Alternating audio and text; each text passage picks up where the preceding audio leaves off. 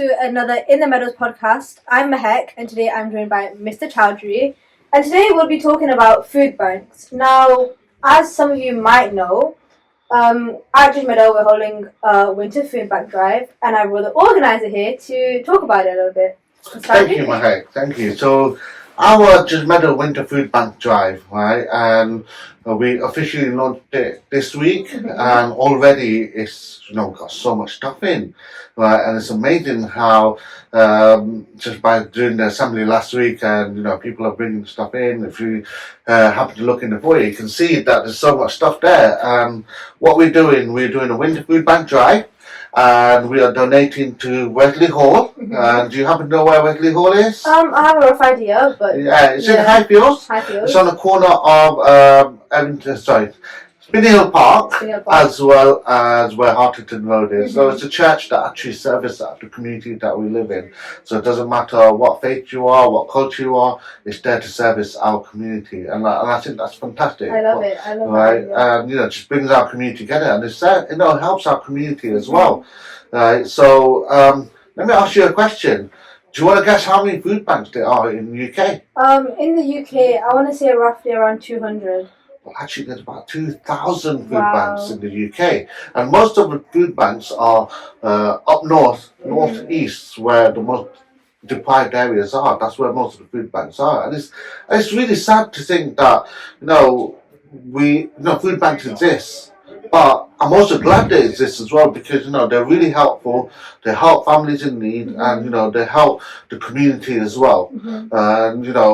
And it's there, and it's, we can be now part of it, trying to give something to the food bank so that they can help the community that we live in. Yeah, I think. Do you want to talk about why it's so important that we've come together as a community to help those people? Yeah, so I would say that it's one of the things that we're really good at as a school is that as a school we step up when there's been, say, an international crisis. So when we need to step up, we need to do some fundraising.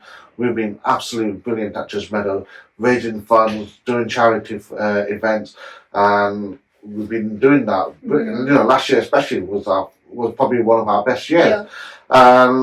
But I think this one is slightly different because we're asking people to bring stuff in, and it's a charity on our doorstep. I do believe that charity starts at home. We need to look around what we can do to help the people around us. Let me ask you another question. Okay. How many users of food bank do you think there are last year? Last year, so are we talking millions, thousands? Yeah, we talk about millions. Millions. 1 million? 3 million. 3 million people. Yeah, 3 million people access to food bank. That's actually quite sad when you think about it. Yeah, it's really sad. And if we look back and I'll give you another fact, another figure, that in 2011 there's only about 70,000 users.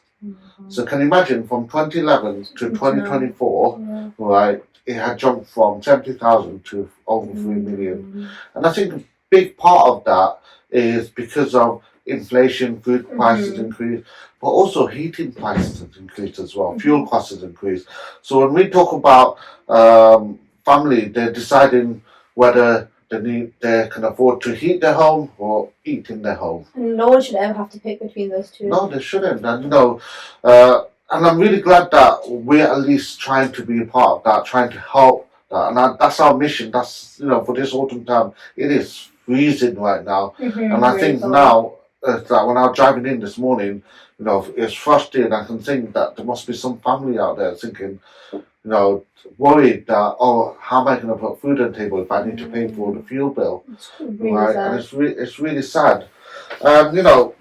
Children need, for example, in 22-23, they distributed over 1 million food parcels to children in crisis. That's an amazing thing to just hear as well. Yeah, and so really this is an appeal now to all the students, to the parents as well, right? Help us make the food bank drive a success. So as I said in assembly, if every single child bring at least one item, that means that we can have 1,000 items that we can donate. That 1,000 items will make a huge difference to our community.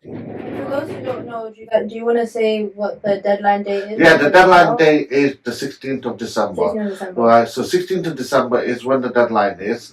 So yeah, just everybody just bring something in. Right, and I know I've got to say thank you to everybody else as well. You've also brought some stuff. I have brought stuff in. Yeah, so thank you for that. And I know there's some kids who have been absolutely amazing. They've brought bags of stuff in, and it's starting to all pile up now, right, in the foyer. So again, what I'm going to do, I'm going to take some pictures and I'm going to put it on our social media so you guys can have a look at it. Yeah, I think it's important for everyone to know that every little thing helps, no matter what it is, no matter how small it is. It will be going to someone who actually needs it.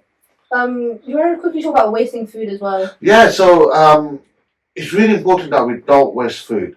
And what I would say is that sometimes maybe, like I'm guilty of it as well. I basically sometimes get more stuff than we actually need.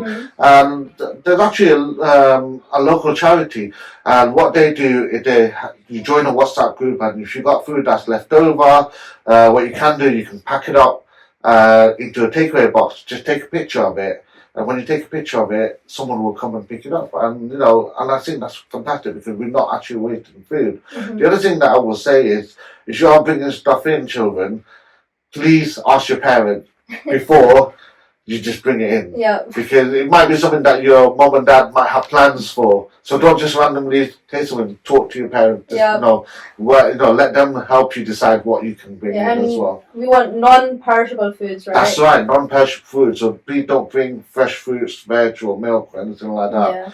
Right, just non-perishable foods. We're talking about pasta, tin food, cereal, and things like that. Yeah, I think this whole food bank drive is just such an important project that we've done, and we've come together as a community, because as we know, Judgemeadow is more than a school, it's a community. Yeah. So I'd like to also add that it's not just our school that's doing it. I've also asked Linden Primary School to join us as well in this initiative. Wow. So they are joining the food bank drive, and they're also collecting as well. So they're doing their food bank drive at the school, and together on the 16th of December we are all going to go there together to drop the food off. Right, so that's it. I'm really looking forward to it. I'm really excited to see what we can do together as a school, and let's see if we can hit that 1,000 mark. I believe that we can. Yes, we can. Thank you everyone for tuning in to our In the Meadows podcast, and thank you to Mr. Chowdhury. Thank you. I hope you guys, if you haven't brought any food in, please try to bring at least one food item. Bye guys. Bye.